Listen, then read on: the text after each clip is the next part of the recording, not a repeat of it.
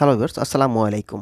আমরা যারা picture art ব্যবহার করি অর্থাৎ পিকচার আর্ট দিয়ে ফটো এডিট করি তাদের অনেকেই দেখা যায় কিছুদিন পিকচার আর্ট ব্যবহার করার পরে আমরা পিকচার আর্ট দিয়ে ছবি সেভ করতে পারি না।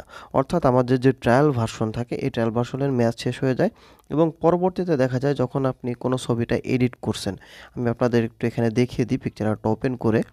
দেখুন এখানে যখন আমরা একটা পিকচার এখানে এডিট করলাম, এডিট করার পরে এখানে এরকম কন্টিনিউ 7 ডেজ ট্রায়াল ভার্সন তারপরে আপনার এখানে কিনে নিতে হবে, এটা আপনার আসে। অর্থাৎ প্রিমিয়ার ভার্সনটা আমাদের পেইড করে কিনে নিতে হবে।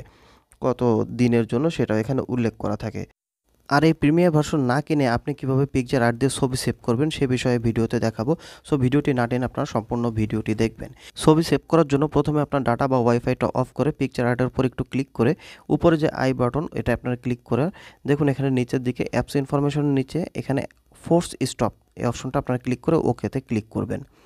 এরপরে দেখুন একটু নিচের দিকে আবার একটু টান দিবেন, দেওয়ার পরে স্টোরেজ যে অপশন এই অপশনটায় গিয়ে ক্লিয়ার কেস ওকে করে দিবেন।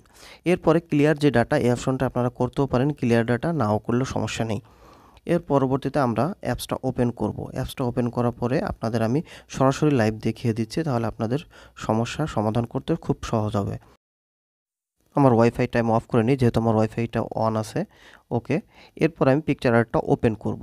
পিকচার আর্টটা ওপেন করার পরে যে কোনো একটা ছবি সিলেক্ট করব। আমি যখন ফার্স্টে আপনাদের একটা ছবি দেখিয়েছিলাম তখন ওই ছবিটা যখন সেভ করতে গিয়েছিলাম তখন আমার এটা ট্রায়াল ভার্সনে ম্যাচ শেষ হয়ে গেছিলো এবং আমার প্রিমিয়ার ভার্সন অর্থাৎ এখানে আমার পেইড ভার্সনটা কিনে নিতে হবে সেই অপশনটা আসছিল। কিন্তু এখান থেকে আমি যে কোনো একটা ছবি সিলেক্ট করে এখন আপনাদের সেভ করে দেখিয়ে দিচ্ছি। ছবিটা ওপেন করার পরে যদি আপনার এখানে কোনো এডিট করার অপশন থাকে আপনি এডিট করবেন। এডিট করার পরে আমার উপরে যে দেখুন এখানে ডাউনলোড যে অপশন এটা ক্লিক করার পরে এখানে save your photo in gallery এই অপশনটা কিন্তু চলে আসছে, অর্থাৎ আমার সেভ হয়ে গেছে। এরপরে এখান থেকে আবারও সেভ করতে পারেন, সেভ অ্যাজ জেপিজি যে অপশনটা এটার উপরে ক্লিক করলে আমার ছবিটা আবার সেভ হয়ে যাবে। আমি এটাও আপনাদের ছবিটা আবার পুনরায় সেভ করে দেখিয়ে দিলাম এবং এখান থেকে আপনার কোয়ালিটি আপনার সাইজ আপনি এখান থেকে আবার রিসাইজ করে নিতে পারবেন। দেখুন আমার দুটো ছবি কিন্তু দুইবার আমার সেভ হয়ে গেছে, আমার গ্যালারিতে অটোমেটিকলি দুটো ছবি চলে গেছে। এভাবে আপনারা খুব সহজে দেখা যাচ্ছে আপনি পেইড ভার্সনটা না কিনেই আপনার এখান থেকে আপনি জাস্ট আপনার ক্লিয়ার কেসটা করে এবং আপনার ওয়াইফাই এবং ডাটাটা বন্ধ করে আপনি আপনার এডিটিং ছবিটা সেভ করে নিতে পারেন খুব সহজেই।